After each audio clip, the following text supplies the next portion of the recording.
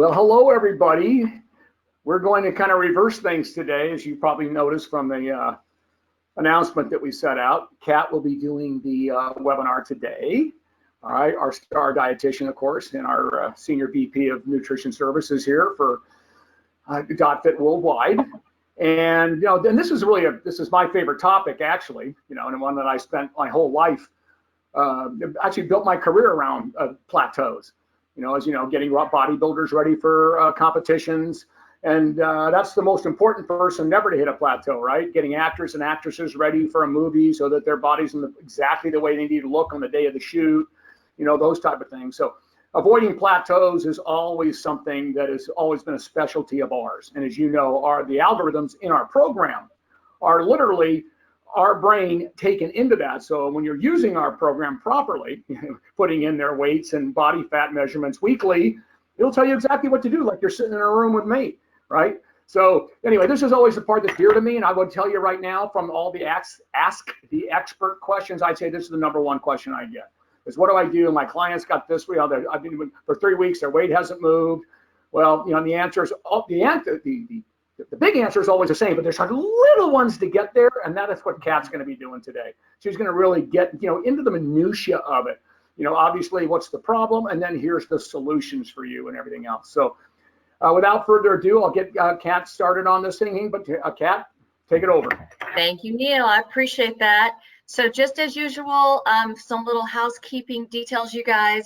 You are in listen-only mode, which means that you can hear me, but I can't hear you, which is great for getting a nice recording. And then, as always, we'll post the link to the recording on our website once we are done. So I got about 40 minutes of content for you guys, and then afterwards, we're going to do Q&A, and then, of course, Neil's going to jump in the Q&A with his vast experience, especially as a bodybuilder and working with so many clients, which I know a lot of trainers who are on here are interested in that part of it, the plateaus that apply to physique athletes. So we'll get into that as well. We'll stay as long as you want, just like we always do. Okay, so you should be able to see my screen, right? So you can see today's agenda. And our agenda right now is going to cover, obviously, some background, like Neil mentioned, some minutia around, how weight loss plateaus occur, etc. I just need to move this screen. There we go. Then we'll go into some causes, best practices, so you set your clients up from the beginning properly. And then I'll give you some ideas on strategies, and I'm sure Neil will be able to chime in as we go. So if you have a question at any time that comes up in the webinar, you've got this little section down in that GoToWebinar panel that says questions. You just have to expand that and type in your question, and then we'll field all of those at the end. Okay, so let's get started. So a little background, weight loss maintenance or long-term weight maintenance, those stats are pretty grim. As you can see, less than 2 out of 10 individuals can keep 10% of their body weight off for more than a year. And add to that even more stats. What the research shows is that, the overwhelming majority regain all their weight within 1 year, and it gets worse with time.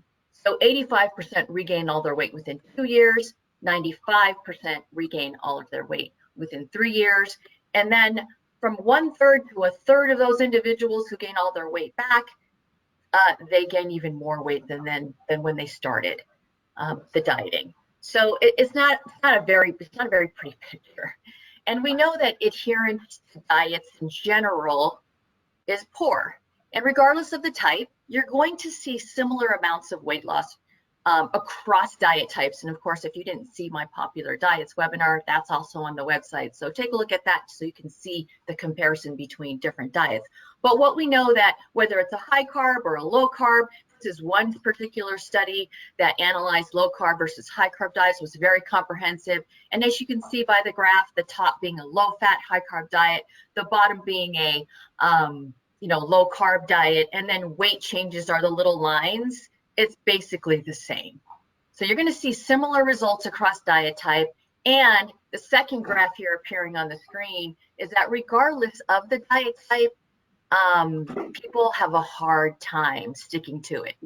Whether it's the Atkins, which is, again, sort of like the keto, probably the most popular diet along with fasting right now, the Zone, Weight Watchers, or the Ornish, which is your high carbohydrate, really low fat diet. So the graph shows all the colors decrease with time, and all that is self-reported adherence to those diets. So essentially, what are we looking at?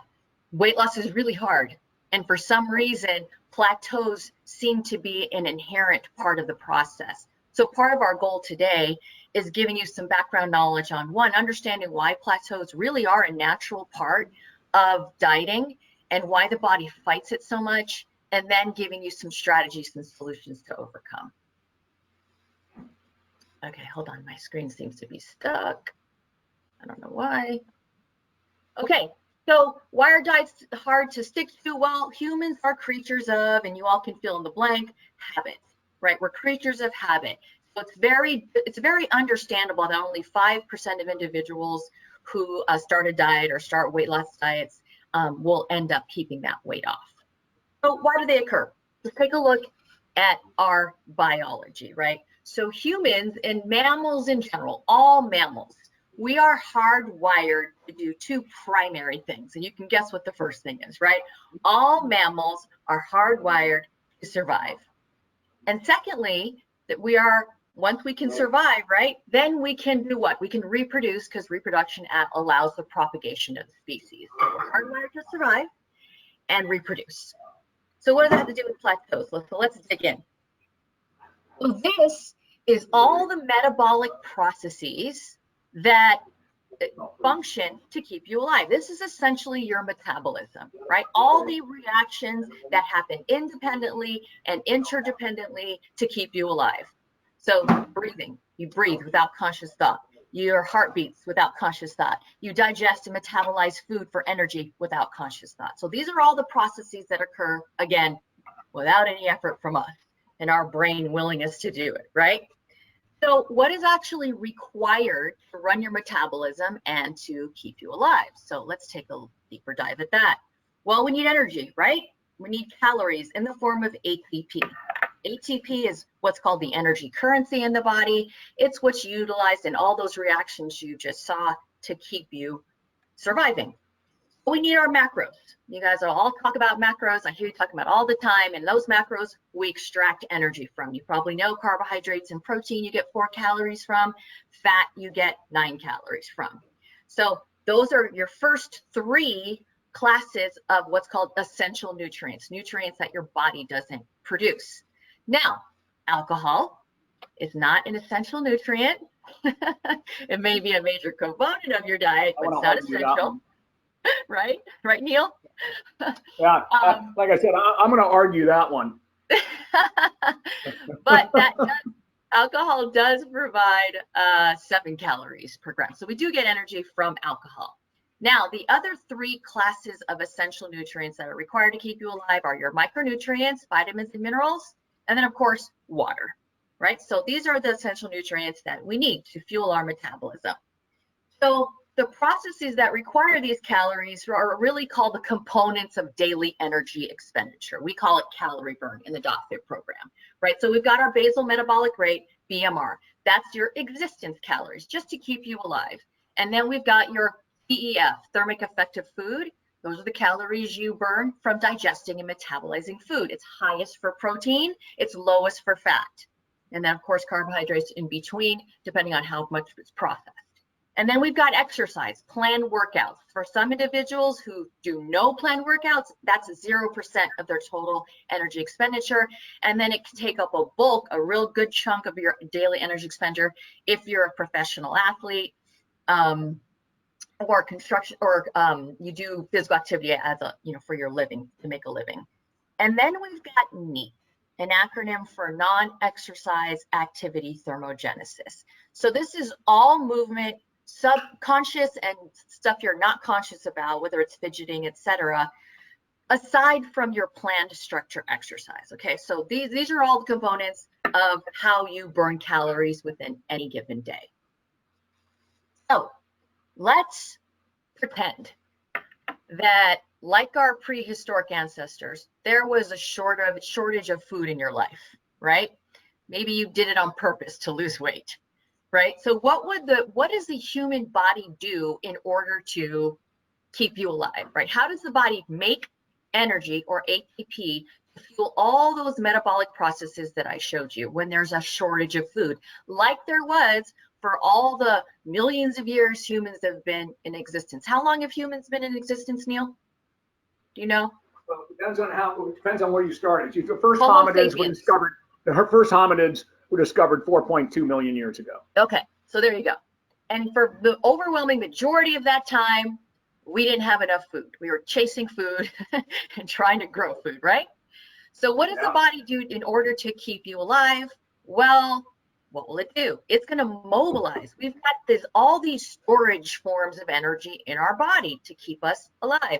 So the biggest deposit of energy is in our fat tissue, in our adipose tissue, right? So the average individual with the average man with maybe 15% body fat might have around 90,000 calories worth of adipose tissue as backup in case you ran out, right? And then we've got your carbohydrate stores called glycogen. You got about 300 or 400 in your liver, another 300 or 400 in your muscle tissue. So you got about 1,000 calories worth of glycogen stores. And then you got muscle, lean body mass. Obviously that varies from individual, but the primary source of energy that our body utilizes in shortages is our fatty tissue. Okay, great. So the end result is when there's not enough food, right? When there's a calorie deficit, and in this day and age, in modern day, we do that on purpose, right? Why do we do that? Because we want weight loss. Well, so think, if humans and mammals are all hardwired for survival, then would it be fair to say that the human body is going to try to fight weight loss, right? For survival purposes. It's not a stretch to see that occurring. And so what are some of the ways that the body closes that deficit to slow weight loss? And remember, this again goes back to survival. Well, we got all these little areas that your body is going to try to change to close that calorie deficit. So the first one is your BMR. So with weight loss, you're going to see a change in your basal metabolic rate, and that is really directly proportional to the weight loss. So in other words, the more mass you have, the more you burn. The less mass you have, the fewer calories you burn. So when you lose weight, you're going to burn fewer calories. So think about someone who loses 20 or 30 pounds, like in this picture. They don't have to carry it around. It's almost like you can imagine, carrying a 30-pound backpack around all day, and then the next day you don't carry that backpack around, where you're going to burn fewer calories without that backpack on. You're going to see a greater decrease in BMR with the loss of muscle tissue, which is one of the reasons why we're so adamant with filling nutrient gaps and getting adequate protein during weight loss and, of course, resistance training. And then you've got these metabolic adaptations that your body induces in order to conserve energy, right? To save energy, so it can conserve the ATP that it needs to produce. So you can imagine the body's going to sort of slow down all these different processes. Now, this is exacerbated. In other words, the metabolic adaptation your body goes through, it's worse with severe deficits and with prolonged deficits, okay? So that sort of brings us to this notion of starvation mode. Starvation mode is this notion or this belief that, quote unquote, not eating enough will drastically slow your metabolism and basically prevent you from losing weight. Have you ever heard a client say that? Like they say, I'm just not eating enough. My metabolism's messed up. I can't lose weight, right? Sort of like this person you see on the screen. So is that really true? Now, what is that really happening? Can someone not eat enough and not lose weight, right? So I think one of the best examples is if we look at the Minnesota starvation experiment. And this was a really popular clinical study on the physiological and psychological impact of starvation. It was conducted around World War II, and scientists really wanted to figure out how they could treat individuals coming back from the war or when the war ended, and trying to rehab them from being forced under periods of starvation. So what these scientists did was they recruited 36 healthy male volunteers, and they basically spent a year at the University of Minnesota being intentionally starved for the good of mankind and furthering the area of research around treating people who had undergone starvation. And so the research protocol was they were going to they spent actually 3 months eating a normal diet around 3,200 calories a day. And once again, these were healthy male volunteers. And then they spent the next 6 months on a semi-starvation diet. And so they, drastically reduced their calories, as you can see, close to 1,600 calories a day, so that they were forced to lose 25% of their initial body weight within that 6 months. And those calories were continually adjusted for weight loss. They also had to do a certain amount of walking and labor, just like people, having a normal job throughout the day. And then that was followed with 3 months of refeeding and rehabilitation. So that was the essence of how the study was conducted. So the results, when people were intentionally starved and put in a calorie deficit, were this. So this guy on the left-hand side, that's after his 24th week, or after 6 months of starvation, what he looked like. As you can see, he's skin and bones. And his weight loss was 24.5%, right? And then during the recovery period is the image on the right. So when they fed him his maintenance calories, he actually regained that weight. So you can see during starvation what happens to the human body in a calorie deficit for 6 months of not eating enough, so to speak. More results. These are 2 other men who were in the study, and it's the same thing. Okay, they basically were skin and bones at the end of the 6 months of starvation. So what comes to mind? What's sort of the take-home point here? Really, what do you kind of think? Well, starvation mode really isn't what a lot of people think it is, right? Weight loss stalls because the deficit no longer exists, not because of starvation, a messed up metabolism, or not eating enough.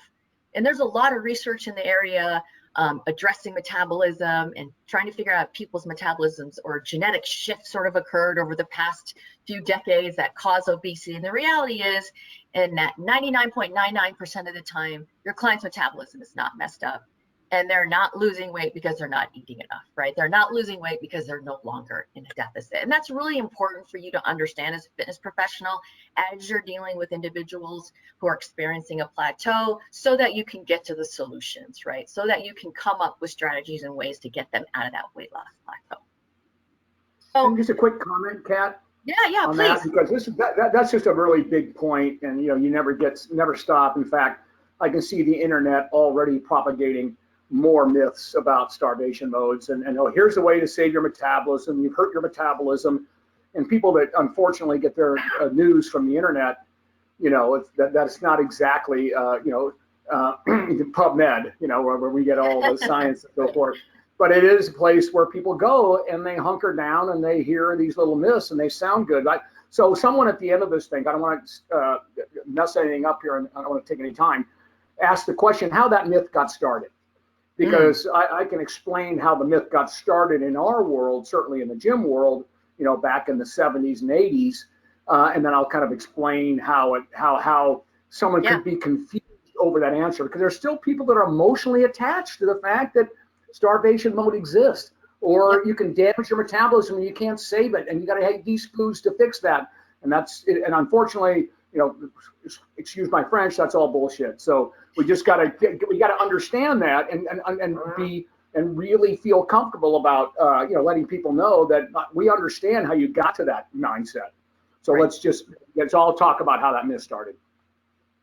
Okay, thank you, Neil. I appreciate that. And please continue to jump in. Okay, so let's talk about some of the changes that occur. People often go, it's their hormones. Hormones cause weight loss to stall. Well, it is true that your body's going to induce hormonal changes. Why? Once again, to conserve energy and increase the drive to eat, to close that calorie deficit. So you're going to see an increase in ghrelin, which is a hunger hormone released in the stomach, so that your appetite picks up to force you to eat, right? So you can see this lady here on the screen. thinking about food. And then you're also going to see decreases in thyroid hormone, which, you know, subsequently reduce your basal metabolic rate, and also decreases in other hormones related to signaling satiety and or adequate energy stores, such as leptin, insulin, and CCK, cholecystokinin. So hormonal changes definitely occur when there's a calorie deficit, right? And once again, it's the body going, I want to stay alive. I want to propagate the species. I want you to not be in a starving state. Now, the other thing that happens is the energy cost of activity will go down. So often you'll hear people say exercise increases metabolism. No, that's not really true if you're dropping mass, right? You might burn more calories during exercise because you have additional muscle tissue, yes, but in general, weight loss results in a lower calorie expenditure. And you think about it, so fewer calories are burned when weight is lost during all movement, period, when you lose any significant amount of weight. So just walking up the stairs is going to cost fewer calories when you lose weight, right? Now, as you get more fit, you can probably think back when you first started, let's say, a sport, or you first started a new exercise program, how hard it was in the beginning. And then what does the body do? It adapts. So fewer calories are burned as your fitness level increases. Your body produces more enzymes, it creates more capillaries, you create more mitochondria. All of these things happen to make your body adapt to that higher level of activity. So unfortunately, I hate to tell you, but you burn fewer calories during the same workouts. So, and you can already know that that's going to require you to adjust the workouts as someone continues to drop weight. Okay, now there's this sort of newer, if you will, newer research around plateaus and non-exercise activity thermogenesis, or NEAT. So again, this is the calories burned through movement aside from your structured planned exercise. So there's sort of two categories to NEAT. One is your conscious movement, right? Activities of daily living like bathing and grocery shopping and taking care of the kids, etc. There's your occupation. So you can see I'm sitting down as part of my occupation right now. And then there's leisure time. What do you do after work? And then the second category of NEAT is your unconscious movement. So that's fidgeting. You probably know people who fidget all the time. Maybe you're a fidgeter. Or maintenance of your posture. So that's really sort of, you don't even realize that you're doing that. And you probably know someone who's a really big time fidgeter, and then other people who's more like a slug, right? So your occupation tends to have your biggest impact on your conscious aspect of NEAT. So as you can see, people who are chair bound, their NEAT levels per day are only around 300 from their occupation, as opposed to someone with a strenuous activity, like maybe a construction worker, who will burn 2,000 more calories a day from their occupation. So our occupation has a huge impact on how many calories we burn throughout the day. Now you can also take a look here at how many calories you burn above your resting metabolism, whether you're sitting or standing or walking or stair climbing. So that sort of puts NEAT in a perspective and really highlights the opportunity we have to modify NEAT. But what do we know about NEAT during weight loss?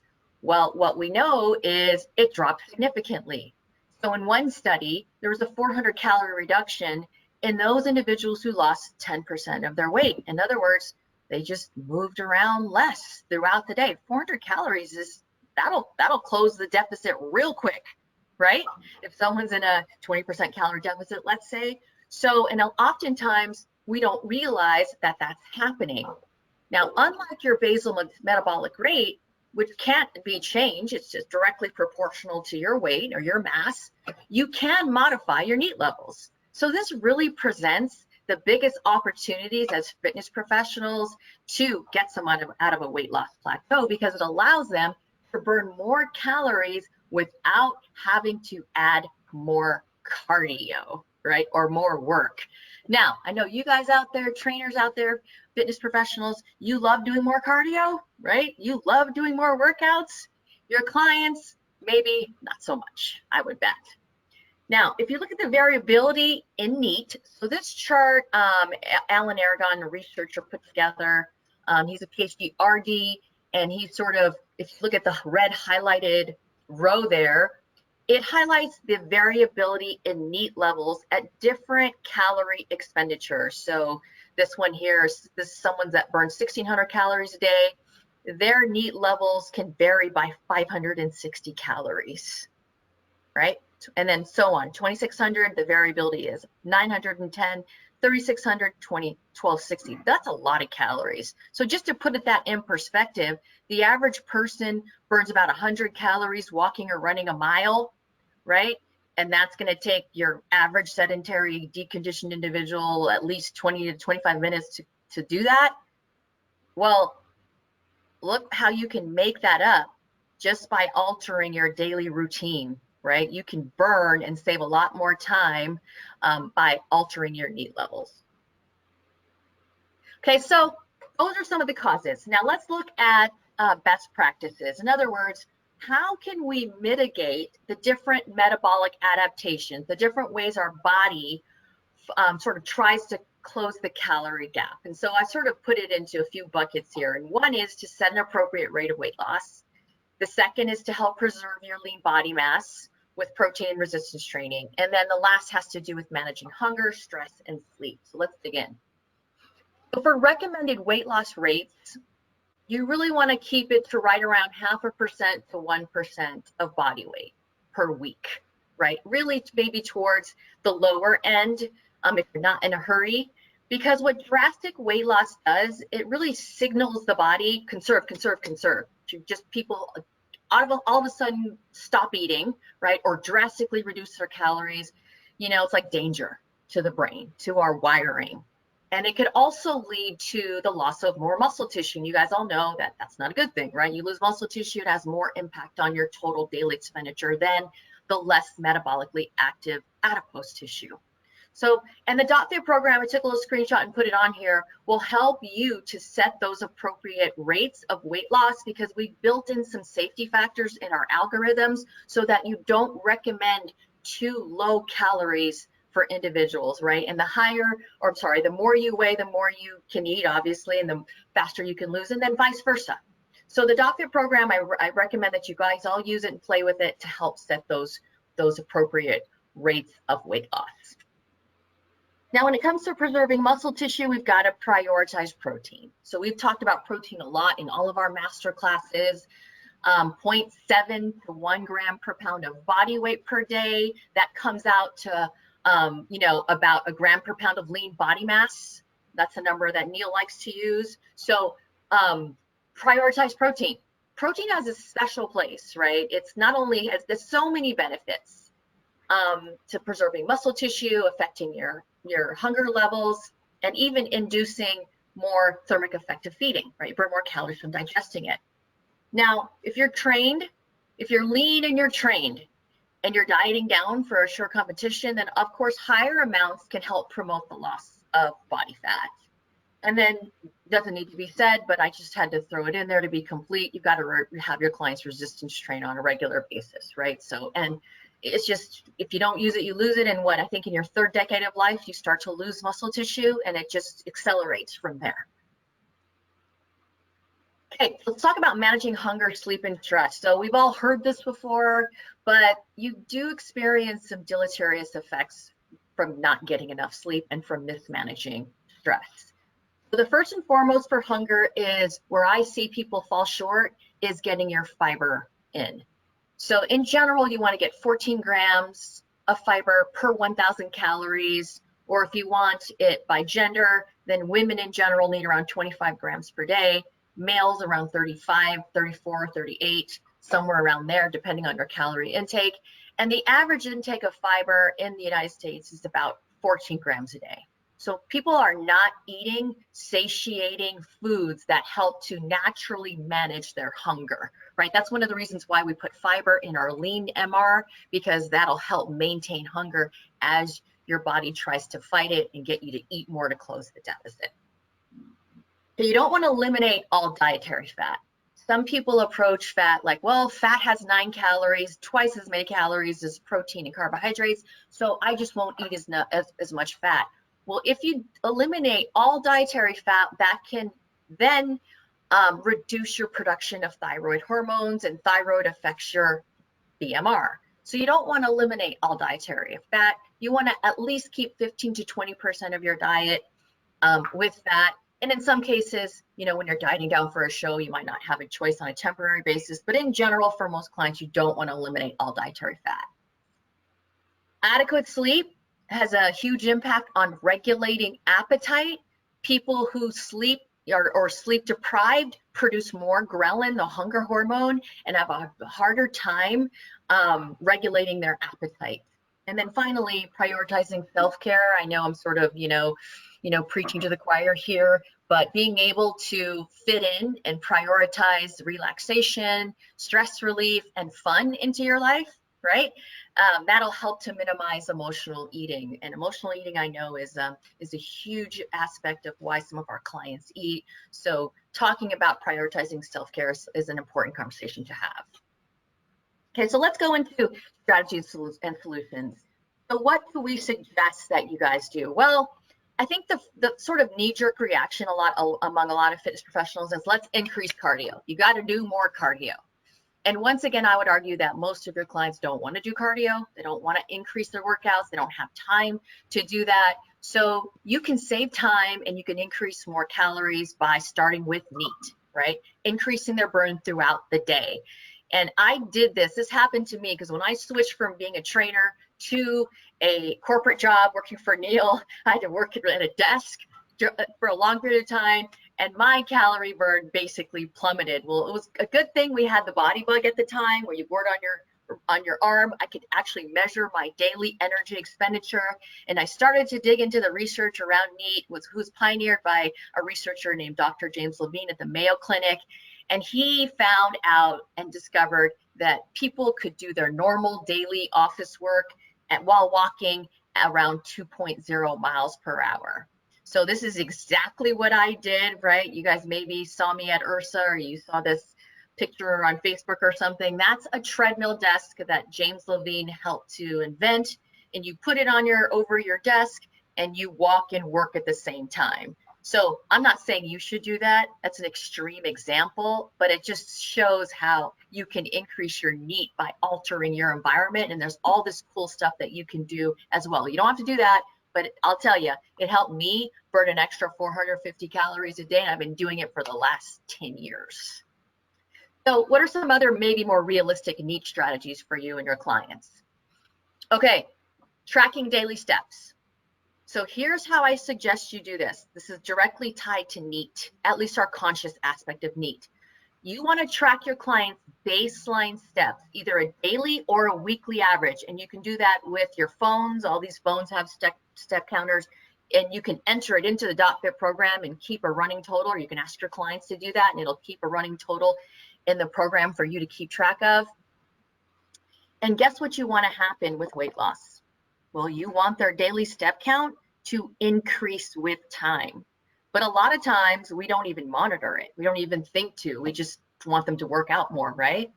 Well, once again, this is an easier, less painful way to get them to continue to lose weight.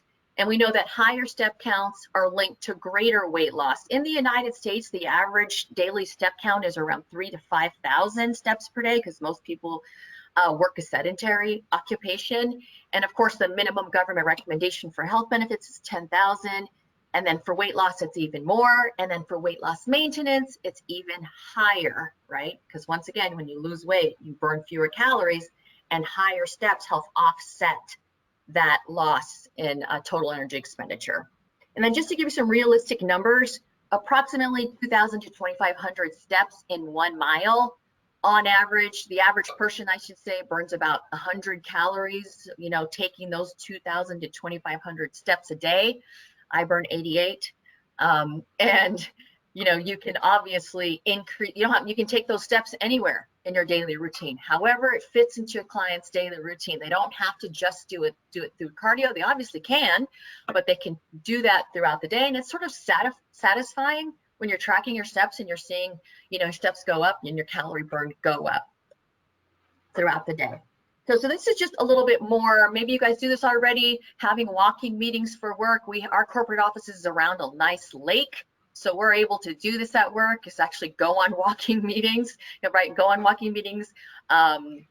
Obviously with others, you can do it with conference calls. You can walk on during your breaks and your lunchtime and sort of set alarms on your phone to get up periodically. This will also increase your NEAT levels.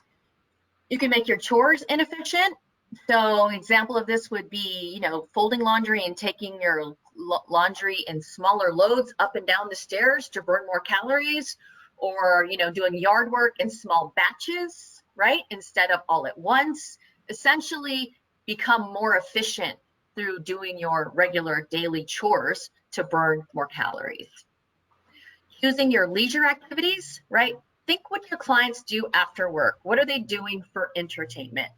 I would say they are probably on some digital device, right? Either binging on Netflix or watching TV, scrolling on Facebook and Instagram, all while sedentary. Well, if they were to switch some of that with active leisure time, then obviously that would increase their NEAT levels. I'm a big fan of, getting a dog to get more active. Obviously, being more active with your family and your friends, that's also going to increase your NEAT levels. Self-monitoring is also really great for, a variety of things. One, it cures what I call calorie amnesia, right? People forgetting that they're eating. Also mindless eating, like multitasking and eating without realizing it. And then portion distortion, which means not underestimating the calories we eat or eating too big portion sizes. So ask your clients to really closely track their food for a short period of time.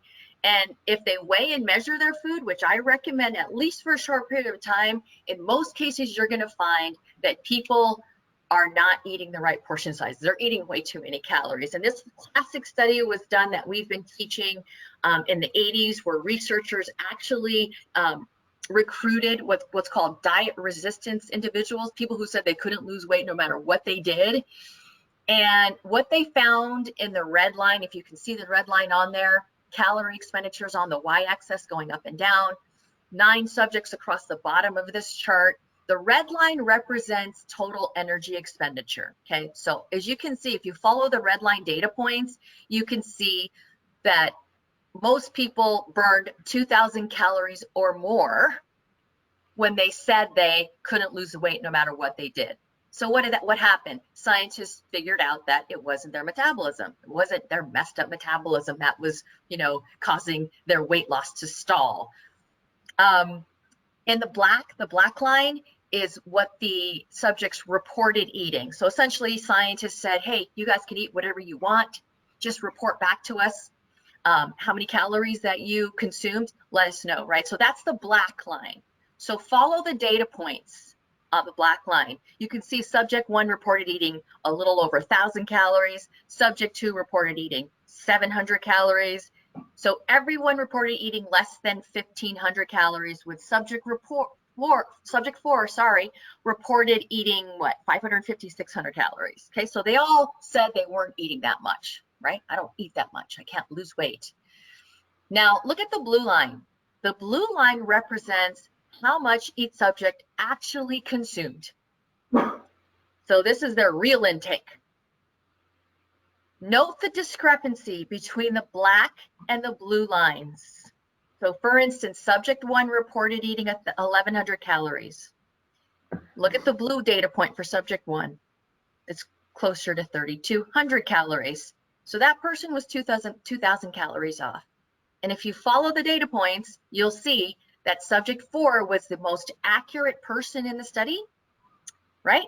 That person reported eating 600 calories, shy 600 calories, and really consumed closer to 1,200 calories. So what does that tell you? The most accurate person in the study was over 100% off. So a lot of times your clients are in a plateau because they think they're eating less than they actually are, which makes self-monitoring a very useful tool to identify where that is coming from, okay? And you know what, by the way, this study was followed up. Even trained dietitians like myself underreport on average by 20%. So everyone does it. And so self-monitoring is a great way to overcome that. Yeah. Okay, self-weighing has also got a lot of research around it. People who self-weigh, as long as it doesn't cause you emotional distress, as long as it doesn't stress you out and make you become obsessive, when you monitor your weight or your physical changes, that's associated with greater weight loss. It doesn't have to be the scale. It can be the tape measure. It can be your clothes. But monitoring your physical changes is associated with better weight loss outcomes. Okay, so I think I've got this last thing, and then we'll sort of, open up for questions, and that's swapping energy-dense foods for high-volume, low-calorie foods. So some scientists will say, and they've concluded through their research, that the human body doesn't really recognize the number of calories coming in, but it does sense the volume of foods that come in, and that we become satiated with high volume foods as opposed to energy dense foods. You can imagine it's way easier to eat 6 chocolate chip cookies than a big gigantic salad, right? That's high volume and lower calories. So a way to get out of a plateau would be to swap your energy dense foods for high volume, low calorie foods. Well, what do I mean by that? Well, if you take a look at this graphic, obviously your high fat foods, right? The foods on the left, you can see are low volume, high calories. So that's 767 calories, and probably peanut butter is one of the worst culprits, right? And on the right-hand side, you've got high volume, low calorie strawberries for 180 calories. So take a look, what is your client doing? Where can you swap out, right? Your high volume, low calorie foods for these low volume, high calorie foods. Here's another example of what 1,000 calories could look like, right? So this is seeds, which are calorie dense. Nothing wrong with steak, nothing wrong with any of these per se, but you could swap out with getting equal amounts or more protein, more fiber, and more food volume, which means what? You're able to control hunger and satiety levels. You're able to fight those increases in ghrelin, to manage your appetite, and to stay in a calorie deficit. Okay, and then we've got this last strategy, which is taking diet breaks. I think in our culture and fitness, we call it cheat meals, sometimes cheat days. I personally don't like the name cheat because it implies that you're doing something morally wrong, as opposed to planning diet breaks. So what do I mean by that? That means that get out of a deficit every once in a while. So periodically increase your calories to maintenance, right? And Neil can speak to this, especially with bodybuilding and physique athletes, but it's up to the individuals. In the research, you'll see that sometimes, they'll have people follow a deficit 5 days a week and then increase to maintenance 2 days a week. A lot of people do that naturally as well, but doing it intentionally as opposed to depriving yourself and then binging is a lot more strategic way to do that. And by doing so, some of the research indicates that it may reduce those metabolic adaptations that your body forces and creates to close the calorie deficit. So this is a really good study that came out, I think it was last year or the year before, the Metabolism study, and it actually compared intermittent energy restriction or diet breaks to basically continuous caloric restriction, being in a deficit, traditional dieting. So what it was 16 weeks in a deficit, right? Versus the other group, and I think it was 51 men who were obese, right? The other group alternated 2 weeks in a deficit, 2 weeks in maintenance, 2 weeks in a deficit, 2 weeks in maintenance. So they were both groups were in a deficit for the same number of weeks, but obviously it took the intermittent group a longer time period to lose the weight because they took 2-week breaks from dieting. So here's what the study revealed. The diet break group lost more weight. So it was a significant difference, and they maintained a higher basal metabolic rate. So it does indicate, it points to, and again, there's this is a newer area of research coming up, but it does point to sort of it being more effective, taking some diet breaks. So you might have to experiment with it with your clients, depending on what they want to do. They got to be more patient, obviously, but this would be another way that you could help prevent plateaus or even help to overcome them. And that's all I got for you guys. I hope that it was helpful. Neil, do you want to add anything? Because if not, we'll sort of field questions, and maybe me and you can tag team on the questions. Yeah, Go ahead. The only thing I would say before I want to get to questions right now to be respectful of everybody's time. But what I would like to try to do is stick to the for everybody here that's going to ask questions, because I know what's coming next, especially because you ended it talking about an intermittent fasting or intermittent diets and stuff. Let's try to stick to plateaus and not the diet. because we've done every study in the world about what diet's best, and they're all the same. It doesn't matter. It's just a calorie deficit. It's just which one that personality can stay in. That's all. And motivation trumps everything. Motivation to stick to a diet. If I'm working with a bodybuilder, 100% get to their goal. I'm working with an actor or actress that gets $20 million for a movie, 100% get to their goal. If I tell them to jump off a cliff, that's the way to burn most calories, that's what they'll do. So let's stick to plateaus, because Kat did a great job of characterizing what you really want to do first for the average client, right? And that's neat, without a doubt, just daily activities. Because for a bodybuilder, I'll just tell you, doing an extra hour cardio in the morning, an extra hour at night, you'll do it. Well, it's going to be tough for a client to do. So let's try to stick to that on the questions and the answers. But other that I think Kat was excellent all the way around. Thank you. Thank you. Okay, you guys. So if you want to ask a question, then what you do is you open that questions tab and type in what you want to ask. You can ask me or Neil anything, and we will stay as long as you want to. Okay, so first question's coming in. Neil, can you expand more on where the starvation mode myth came from? Oh, good. I was hoping someone would remember to ask that. And I tell you what, I'm guilty. Because I was that, sort of naive bodybuilder in the 70s and 80s. And I watched what would happen, as you're cutting calories, and all of a sudden you're running on a slow metabolism. And every once in a while you can kind of jump up your calories, and then you could actually lose weight.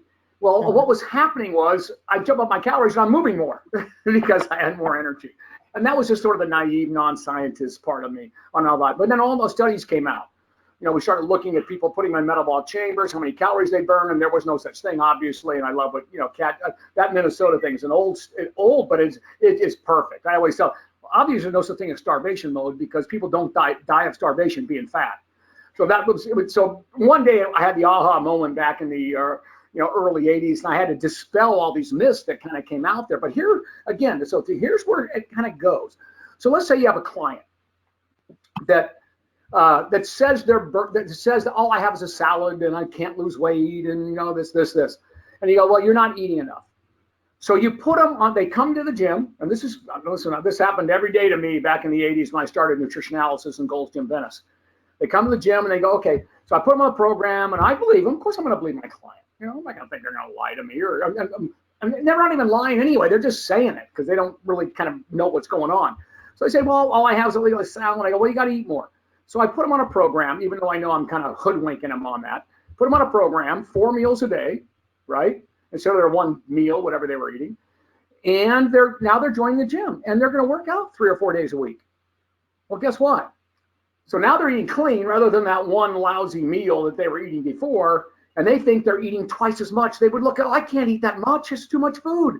I go, just eat it. Just eat that amount of calories. I know what you're going to burn in your daily activities. And I know what you're going to burn in the gym now because you've added 4 days of work. Next thing you know, they're losing weight like crazy. So that was kind of how the myth starts. One, they really are underreporting the calories they really are eating in that one lousy meal, and they don't move much during the day because they're feeling miserable, and they hadn't doing an exercise program. Now they add an exercise program, eat 4 times a day, and they're feeling better, so they're neat, right? Their spontaneous activities are more. And next thing you know, they're burning more calories. So that's how the myth actually started and continued, right? They think they're eating way more than they ever did, and they're really calorically, they may be, but it means they moved more too. So the answer is exactly the same. Hope that helps. I'm glad someone asked that. Awesome. Okay, so Michael wants to know, when it comes to calories in versus calories out, what is the generic ratio of macronutrients you suggest to start? So do you want to answer, or do you want me to, Neil? Sure. I mean, I'll do it first. I make it pretty simple. I mean, if there's a generic number that was ideal, I like the 40, 30, 30 for the average person that's an adult. Obviously not a young athlete. Like both my boys are still professional athletes. They're way up around 60% carbohydrate. All your endurance athletes are up at 70% carbohydrate. So that's completely different. But when you're like me, you don't need any more than 40% of your calories coming from carbs, right? As long as they're good carbs too. Right. So there's really, that's probably the generic number for your average adult client. If you had to just throw one out there and you put a gun to my head, what do you have to do? Yeah. But everybody's different, right? Yep. You know, so as long as your protein's covered at 1 gram per pound of lean body mass, then you can kind of mix and match the proteins, the fats and carbs any way that makes you feel good during the day. That would be my assessment. But Kat, you want to add to that? Or No, same, because I showed that study, that chart of high carb versus low carb, right? That was a meta-analysis of all comparing high carb versus low carb, and that study, as long as several others, say the same thing. Prioritize protein, get your protein in first, and then fill in carbs and fats however you see fit. It does not make any difference on weight loss, with high carbohydrates having a slight, ever so slight 16 calorie a day difference, I think, in energy expenditure. So however you want to, but don't take away all fat, like I was saying earlier, right? You'd like to leave in 15% fat. Yeah, in fact, we've learned a lot more about fat over the last few years. We were all non-fat guys as bodybuilders back in the 80s, and we were shredded. Obviously, we became the first really, truly lean bodybuilders, was my era, you know, in the 80s. Before now, of course, they're, you know, even more so. But, you know, it was just removing fat. You could survive it, but you don't need to. You know, to Kat's point, there's a lot of other reasons that you want Kat in your regular client. And of course, that is because it also has satiety factors. It also hits different parts of the brain and tells it, okay, enough fat. But if it feels like it's not getting enough fat, it's going to make you desire fat. Anything you cut out of your diet, and then all of you, I know all of you athletes out there know that, and all you physique athletes, when you cut carbs out, there's only one thing you're craving, and that's carb. You start craving foods you never even liked before. You know, so, you know, whatever you cut out, you're going to end up craving at some point if you're going down real low. And that's another point.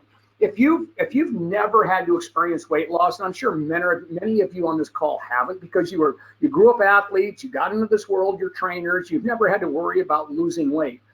Well, you know, that you haven't experienced it. So a lot of these things that we mentioned are really important to you. All the things Kat went through are so important to you in having that conversation with your client, because it's not black and white like it is for you. It's completely different for these people in the environment around them, and whatever genetic makeup they may have. If they came from a tribe that was starved, you know, hundreds of thousands of years ago, and if that's really where their genetic makeup comes from, they're what we call, you know, a thrifty genotype, right? So what that means, they really want to store fat. Their appetite, no matter how much you eat, it's just, you can't satisfy it, you know. So they're kind of stuck with those things. So everybody goes through a different level. Bodybuilder like me, I never, obviously an athlete my whole life, went from football to bodybuilding, never had to worry about dieting until I became a bodybuilder. And then 18 years of dieting taught me everything that all of your clients go through. I would have never known that. But going through it, and of course, obviously I'm getting down to where my skin is like, you know, so thin you can't measure it. The pain from a 10% body fat down to a 2% body fat is the same thing they experience when they're 30% trying to get to 25%. So that's what always gave me a leg up on almost anybody when it had communication with people trying to lose weight. And once you experience it, it's unbelievable. It teaches you a ton. Yep. Okay, cool. So next question, what's the target calorie deficit percent to shoot for when reducing calories? So I like 15 to 20%, but it depends on the individual, right? And our .fit program will help you establish the correct deficit and sort of apply those safety factors. Yeah, and to that point, a 500 calorie deficit, no matter who you are, is approximately a pound a week, as long as you maintain a calorie deficit, right? But to Kat's point, after about 2 or 3, 4 weeks, you can't maintain it with the same calorie intake and output, because you're going to be more efficient, right? So you just got to maintain the 500 calorie deficit in order to lose that pound a week. Yep. So here are the facts on muscle tissue. Once you get past 750 calories per week, so it's about, you know, 1.5 pounds per week weight loss, you start dipping deeper into muscle, lean body mass. Now everyone dips into muscle if you don't supplement.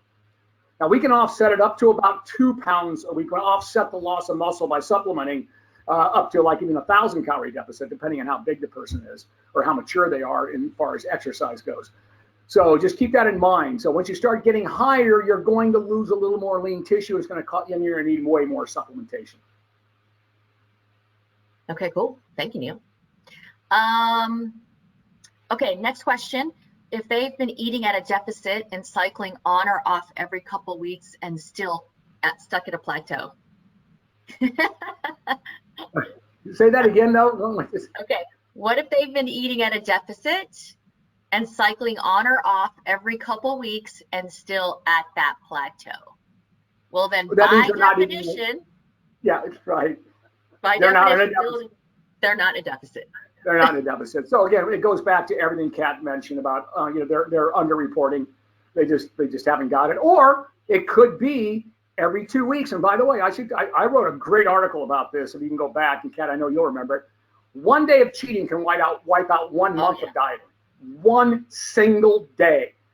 There's no such thing as energy just happening. It's either created or destroyed, one of the two. It doesn't just boom. You don't just walk down the street and get fat. If you're wearing it, you ate it.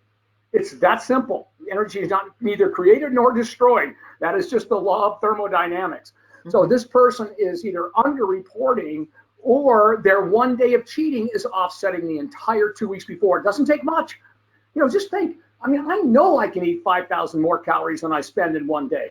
I know I can. I've done it.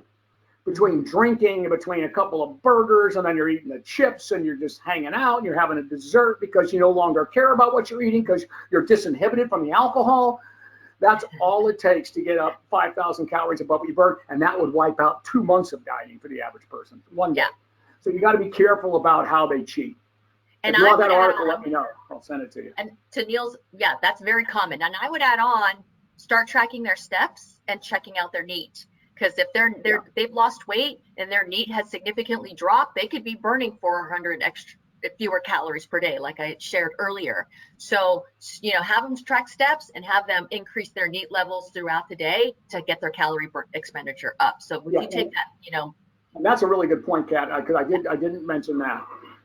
That if they are, as you age or if your job changes, you've gone from being you've been a construction worker on the job to now all of a sudden you're the contractor. You're moving 1/10 your daily activities than you used to. And you're working harder in the gym and dieting more. That can easily offset it. So to your point, I'm glad you filled that in. And then the other thing is, as you age and you lose muscle, you find out just naturally you don't move that much during the day. So those are the things you really have to pay attention to. Those are really, so I think everyone on here, if you work with people from the get-go, track their daily steps and make sure that it goes up as they lose weight, because again, the body's going to try to fight the weight loss. Okay, so and that's why the body blood was infallible. Oh, I know. That's why it was for all you don't know, that was the forerunner to all your activity monitoring devices. Yes. No one had ever created that. We were just lucky to be the first persons to do it. Got on The Biggest Loser, and it changed the world the next day. Because guess what? Numbers don't lie, people do, and we proved it with the body bug. It was great. You couldn't hide. You could not hide. We could tell you exactly how many calories you burned when you slept. And it was more accurate than everything on the market today. But anyways, okay. So Mary wants to know: do you recommend intermittent fasting as a tool to avoid plateaus? Can you talk to intermittent fasting and fasting mimicking? So let me go first, Neil. And the question is yes. Intermittent fasting is a tool. What the research shows is that on average, regardless of type, if you're doing alternate day fasting, 16/8 time restricted eating, or any variation of time restricted eating or fasting, on average, you're going to see a 20 to 25 reduction in calorie intake. And that's why it works, because it creates a calorie deficit. So if you have someone who's like, I don't want to track my macros, I don't want to think about, anything, I just want to lose weight, I just want to eat, give me a certain time period where I can eat, and I'll do that. That could be effective for some individuals, but there's no magic to it. It's just the time is how they very easily restrict calories. And that's a personality trait for sure. I mean, if that's the way they have to do it, they can't log. My first choice is always just continuous calorie restriction, and then I just move the needle. But as soon as they come to a plateau, give them an option like that. For those of you that are these physique athletes here, that most of us forever, we created it actually in the late 70s, 3 days low, 1 day high. And that's our form of intermittent fasting. We're down to 50, 60 grams of carbs on those 3 low days, and then you just jack it up on the next day.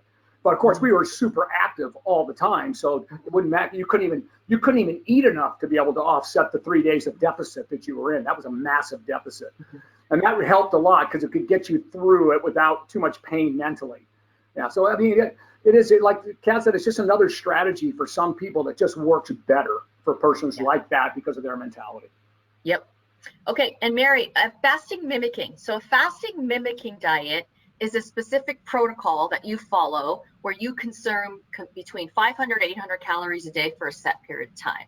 So if you're consuming 500 to 800 calories a day, what are you doing? You're creating a calorie deficit, right? So there's no magic to it. I mean, you can use it as a tool. There's a lot of preliminary emerging research around fasting mimicking in clinical applications. That's super exciting. But again, it's just another tool. And you can do a fasting mimicking diet yourself if you wanted to simulate what they're doing right now in the research. Most of that research is coming out of USC and Dr. Walter Longo. But yeah, it's another tool. Okay, so Jay Henry, hi. Please confirm lack of adequate calorie consumptions equals weight gain for weight loss clients, and if so, is it due to insulin resistance? So lack of adequate calories does not equal weight gain for weight loss clients. So that was the point we're trying to make. If you want to enter in a follow-up question, maybe to clarify or sort of elaborate on what you're asking, that would help. And it's not due to, weight loss is not impeded by insulin resistance. And you can look at the study that I just cited on high versus low carb diet. It actually looked at insulin levels and it didn't have an impact on weight loss. So when someone's in a calorie deficit, they're going to lose weight and their insulin levels will go down. And they're going to get more sensitive. Exactly. Yeah. In fact, by the way, weight loss trumps the method.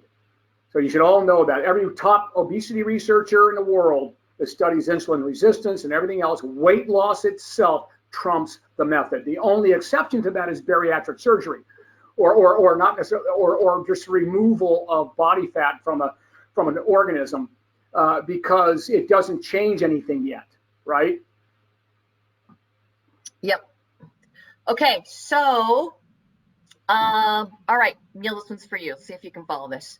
When training, if a training session consists of weights and spinning class with a total caloric burn of 1200 per a heart rate monitor, should the person eat to the calorie goal or increase to get to 20 to 25% deficit, taking those calories burned into account? And that's a common question, by the way. Do you eat more on the days you work out? I would always say yes. I mean, all you care about is the average deficit for a week, right? That's all. It's starting point to the ending point of what you're measuring. And if your weekly calorie deficit is 3,500, that's a good number to lose a pound a week. So how you chop that up during the week doesn't matter. I would always eat more on the days I work out versus the days I don't work out that much. And that way I have more energy in the workout. I might end up burning more calories. So that was a good question and an important one. You just need to know what their goal is. If their goal is this much weight on a certain date, and by the way, if you use the program, it'll keep telling you what you need to do to get there. It'll keep asking you after they're not on target, it'll tell you what you want to do. Extend the goal date or increase the deficit. I mean, it's that smart. So you asked a very, very important question. And that is, it is really about the average deficit over the week or the two. And I would definitely eat more on something like that on those days, as long as the deficit matched the goal at the end of the week. Now, I'm going to add to that and say that a lot of these monitors are inaccurate. They don't capture their total expenditure very accurately. So just be careful, right? Just be careful that burning 1,200 calories in a workout is hard. Oh, it's yeah, really right. Hard. And Chad just hit me up that too. He just goes like, make sure that you're not just reading the device because they're notoriously off on calorie burn. Yeah, so be careful with that. Yeah. By the way, and this is where, like I told you about, numbers don't lie, people do. At the end of the day, that's why I started measuring body fat in the 70s when I started working with clients 70s and 80s, because I'm adding muscle and taking body fat off. That never lies. I will tell you exactly how many calories deficit you are in by the mass change. Infallible. Over time. A 1 week because you could gain water weight or whatever. But if you're using skin calipers, you're measuring subcutaneous fat and you're putting it through a formula along with weight, bouncing it off. By week 3, and that's why the algorithms in our program are flawless. By week 3, you have to be in that average it worked out perfectly to the goal, because there's no way of lying or cheating or accidentally misreporting. It doesn't matter. You can't do that. It's always going to bust you at the end when you measure, and it takes a 3-week average. So yeah, so I don't trust the machines for sure. Okay, so next question is, there are some thoughts on limiting eating at certain times before going to bed. Is there truth to that? Let me go first and I'll let you go, Neil. Yep. So what the fasting research says, time restricted eating, right? Whether you do it in the morning or the night, if you eat like, let's say between 8 and 5, or you eat between noon and 8 p.m., doesn't matter on weight loss. It creates a similar deficit, same outcomes, doesn't really matter. Now, some of the animal research around limiting eating at nighttime has shown some differences in insulin secretion and glucose metabolism, but that's sort of emerging and preliminary right now. Now, you may be alluding to, eating close to bedtime causing you to gain those extra calories and store those as fat. So Neil, I'll let you answer that one. Yeah. Okay. So to Kat's point is, if you're eating evenly throughout the day, and by the way, the leanest people in the world, which you could argue is bodybuilders, endurance athletes, they eat right before they go to bed. Football players, if they're going what we call bed to gym, we have their biggest meal at night right before they go to bed. So they're carb loaded by the time they wake up, because they can't eat a full meal digested before they're in the field, right?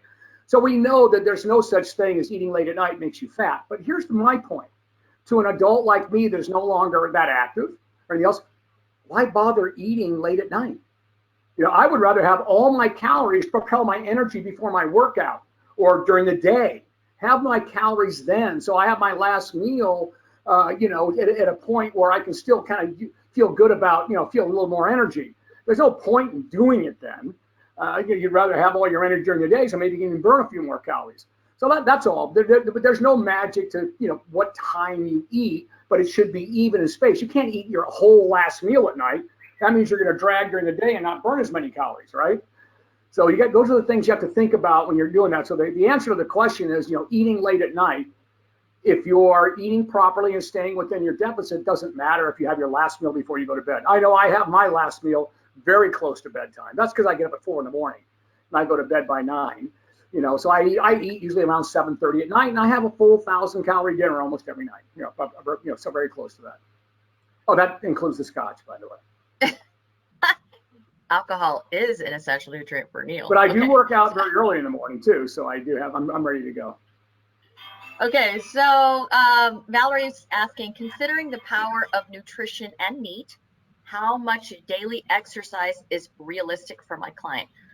Okay, Valerie, what's realistic for your client obviously is going to depend on their lifestyle, right? But in terms of what's beneficial, so minimum dosages of exercise to confer health benefits is 150 minutes of moderate activity a week, right? Or 75 minutes of vigorous activity a week, and 3 days a week of resistance training, like hitting all your major muscle groups. So are you asking what's the minimum amount should my clients exercise for health? That's what they should do. What's realistic is a whole different ball game, depending on their schedule. Okay, so in our program, Mary Clapp, our program's the .fit program. That's what we use, right? We're partnered with gyms across the country, also independent trainers as well. So if you want to check us out, we'll check us out. We can probably include a link here at the bottom as well. Okay, do you recommend carb cycling? You want to hit that one, Neil? Carb cycling? Yeah, it depends on the goal. But yes, I do, depending on the goal. I mean, if the goal is weight loss, I think it's a good idea. Depending on where they are, not in the very beginning. When you're starting to work with a client, I just calorie restricted, keep them in a normal deficit with things that they like to eat, whatever that may be. Keep in a normal deficit. As they come to a plateau, then you can start thinking about 3 days low, 1 day high. When you start dropping the carbs for 3 straight days, then you have a bigger carb day with some of the things. But still, your high day is basically a maintenance. Your 3 days is well below maintenance. So there's no way that maintenance is going to offset those 3 days. It just gives them a reprieve.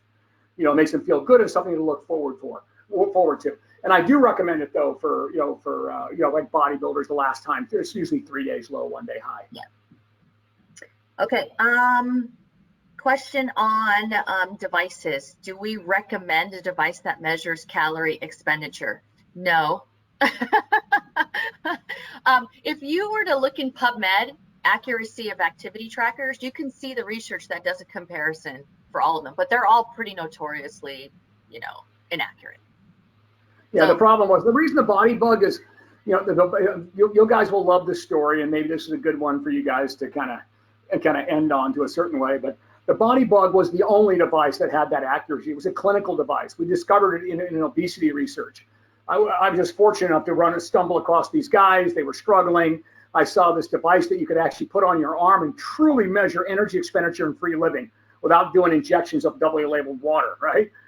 And it was so close, it was ridiculous, right? But it wasn't, you had to put it on the arm. It was a big giant device. Over the years, we were able to shrink it. I tied the nutrition program to it so people knew the energy intake, energy output. And then we constantly tried to move it to the wrist, because Fitbit was a knockoff of what we did. They came way after us. We were the very first. And in fact, for those of you who don't know, I won what's best and new in the United States in health in 2005 for the body bug, for the creation of that. And that set the whole, industry up that you have today. But no one's been able to duplicate the accuracy of energy expenditure and free living by putting it on the wrist. We tried to, we moved it, but it never got accurate. And my partners would go, Neil, people don't care. As long as it's directionally correct, they don't care. And I go, well, I care. Because if it's not accurate, I just can't do it. So the body bug was eventually sold to Jawbone for like over $100 million, whatever it was. And then Jawbone, I think you all know, went bankrupt many years ago. Obviously not because of that. It's just because they never did anything with all the other different devices that they had. But Fitbit is the only one out there now, and it's probably directionally correct for most activities, which means that if you move more, it's going to show you move more. It's not going to be accurate for all your activities, but it's, at least if you move more, it's going to be. So that's about the only one that I would say that you could put on somebody. It connects to our program too, so that works. Okay, cool. And then to Neil's point earlier, you always judge by results. The numbers are a starting point, and then you judge by results and adjust from there. Yeah, exactly. And our program does that for you. Yeah. Don't ignore it. Okay, Mitchell wants to know, what are your thoughts about metabolic flexibility and training your body to tap into your body fat for calorie burn? Yeah, again, it's kind of the same thing. Without a doubt, no one argues this. The more fit you get, the more your body will use fat for energy than it will carbs. When you're unfit, it uses carbs for energy first, which is why so many people are out of breath while they're unfit. When they get in shape, you're drawing from your fat stores a little bit more. So you teach the body how to use that. And there's some good tests out there, metabolic testing, to find out maybe if this is what you should do for an activity, more resistance, more than this. There's nothing there that we can hang our hat on yet to tell somebody just with that. But I like some of the testing that's coming out right now. One of these guys, I think it's Plateaus, they have a pretty neat little metabolic tester now that we're actually going to be experimenting with in our clubs to find out maybe people should do a little more aerobic work or should they do a little more cardio, a little more resistance training, depending on sort of their metabolic responses to wearing the mask. So we'll see how that plays out. But there's also some other good parts about checking sort of your metabolic capacity. Yeah, so it's all emerging right now. But again, going back to what we know at this point, high carb diets versus low carb diets, you're going to see similar weight loss results if the deficit's the same. So go by your clients. Yeah. Go by your client's preference. Yeah.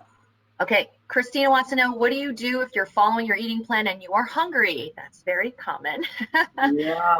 And that is my favorite question, and I'll tell you why. Because when you're a bodybuilder and you're dying, we call them death days. Your last 4 weeks going into a contest is death days. You got to stare at food and ignore it. You're dying of starvation. So a couple little tricks, right? So one thing, and Kat hit it on one with, it was volume. Try to do as much volume as you can. Bodybuilders notoriously don't, on the off season when we're bulking up, we probably don't have salads. But let me tell you, we're living on salads towards the end. Just tons and tons of vegetables with hardly any calories, and then you stuff your meat in that, right? So there's one little thing. But even that's not going to help you when you're really dying of starvation. So what you got to do is you get to your number at the end of the day. I can't eat anymore because I got to stay in my deficit. Stick gum in your mouth.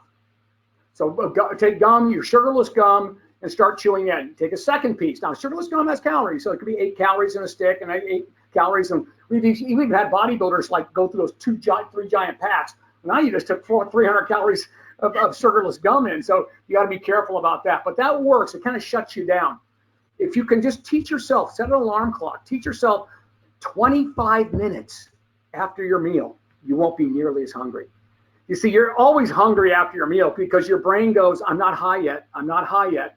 I gotta, you haven't hit that sensor. But after a while, when all the food is really sending messages through the vagus nerve all the way up to the brain and everywhere else, then it's telling you you are actually full. So if you can wait 20, 25 minutes, set that alarm, you'll be amazed how good you feel. The other thing you can do, which we always had to do, brush your teeth. Brushing your teeth is a signal to the brain you're done eating. So the second you finish that last meal, go brush your teeth. And you'd be surprised how that sort of quells that hunger. So those are just a couple of little tips. Find an activity. Get up and go do something, right? Don't sit there and kind of wallow over food or any of those kind of things, but try to stay active, all the way once you've hit that number. But I feel you. I know exactly what that's like, and those are all the little tricks we would do. Yeah, and of course, obviously, you're obviously supplementing to kill your. So I'm assuming you're doing that. I mean, that's the whole idea of using things like Thermacell and things that have some appetite suppressants in it. But they're not necessarily going to make the difference when you're really hungry. When you're starving to death, they might help a little bit, but you're still not going to overcome all the problems. But there's a couple of tricks for you. So I never did a bodybuilding, so I don't have those tricks. But to add to that, we're assuming, Christina, that you're getting enough protein, right? At least a gram per pound of lean body mass. You can up your protein and also enough fiber. So you're getting around 25 grams a day, eating fiber-rich foods. And Dr. Barbara Roll, I think she's at Penn State. She wrote a really good book on this called Volumetrics. She's got a bunch of recipes on how to eat high volume, low calories. So you can do that. And take diet breaks. You might have to take some diet breaks. You might have to on the weekends go up to maintenance calories or take a week off of dieting to sort of help you manage. Yeah, so like what Kat was just saying, the first thing I mentioned was just these giant salads. Yeah, because that's the volume that you're going to get. And we bodybuilders just naturally switched to that the last few weeks to be able to try to quell hunger because it takes longer to eat it. The longer it takes to eat it, the better it's going to be when it's satiating factor all the way around. So spend time, go slow, get a small fork, small spoon, lots of little time. I got every trick in the book. Chopsticks. Got to control appetite. And the other one now, and to that point, and of course, I'm not condoning this at all. But one of the biggest causes of obesity is the smoking cessation by adults.